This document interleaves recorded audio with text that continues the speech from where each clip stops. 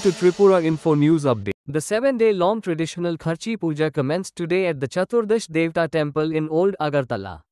The festival was officially inaugurated by Tripura Chief Minister Dr. Manak Saha, who led the ceremonial rituals. Minister Sushanta Chaudhary and other dignitaries were also present on the occasion. After the inaugural ceremony, the Chief Minister offered prayers and wished for the well-being and prosperity of all the people of the state. Listen to CM Manak Saha as he speaks about the event.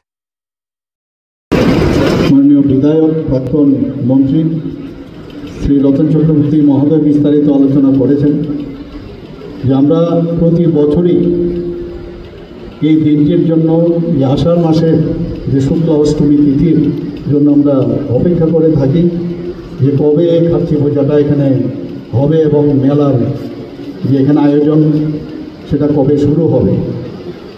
আমাদের ত্রিপুরার বিভিন্ন প্রান্ত থেকে মানুষ এখানে আসেন, দর্শনার্থীরা আসেন।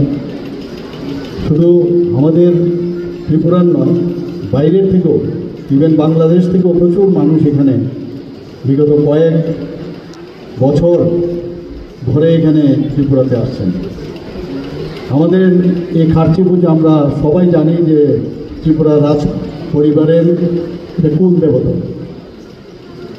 এবং তার ইতিহাসও আমাদের সামনে কীভাবে এই খার্চি পূজা এখানে হলো তারও বিস্তারিত আলোচনা হয়েছে।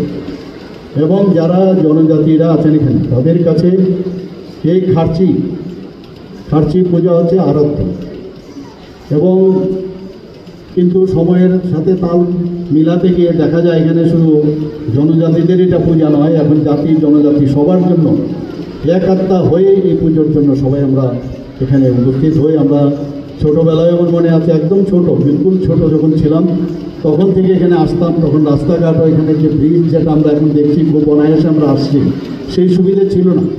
প্রচুর জল ছিল নদীতে, এই পার থেকে ওপার আসতে নৌকা দিয়ে আসতে হতো, বহু সমস্যা, অ্যাক্সিডেন্টও হতো। সেসব ইতিহাস আমাদের যারা পুরনো ব্যক্তিরা আছেন সবাই জানেন। চতুর্থ দেবতা যে পুরাতন আগরতলা এখানেই রয়ে গেল। আমরা জানি 1949 সালে 15ই অক্টোবর ত্রিপুরা ভারতের অন্তর্ভুক্ত হয় এবং একটা চুক্তি সম্পাদিত হয় এবং সেই চুক্তি অনুসারে এই ধরনের যে পূজা যারা রাজা মহারাজারা করেছেন, ত্রিপুরার বিভিন্ন জায়গায় মন্দির প্রতিষ্ঠিত করেছেন, তার পৃষ্ঠপোষকতা কিন্তু ত্রিপুরা সরকারকে করতে হয়।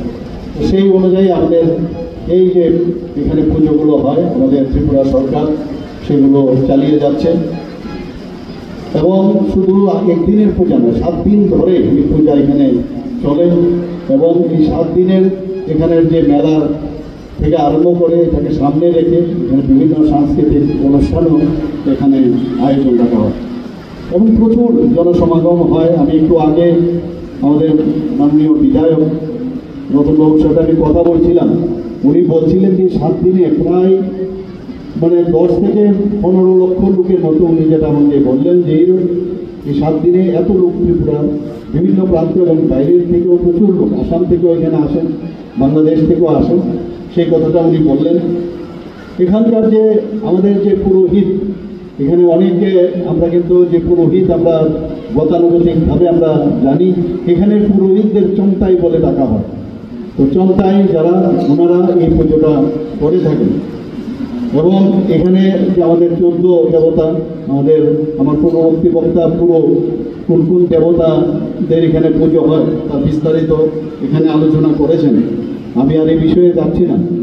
কিন্তু এখানে একটা বিশেষ যে বিষয় সেখানে হচ্ছে এই যে চতুর্দশ যে দেবতারা আছেন তাদের কিন্তু পূর্ণ কিন্তু মূর্তি নেই, তাদের খালি মস্তক মূর্তি এখানে আছে, আমরা সবাই জানি। এবং নিত্য যে পূজিত হয় তার মধ্যে মহাদেব, উমা এবং গৌরী 3 দেবতা দেবীদের পূজা হয় প্রতিদিন। কিন্তু আজকের দিনে অর্থাৎ আষাঢ় মাসের যে শুক্লা অষ্টমী তিথিতে এই 14 জন যে দেবতারা আছেন তাদেরকে সেই বের করে তাদেরকে পূজা করা হয়। Subscribe to Tripura Info and press the bell icon so that you never miss any latest updates and news on Tripura.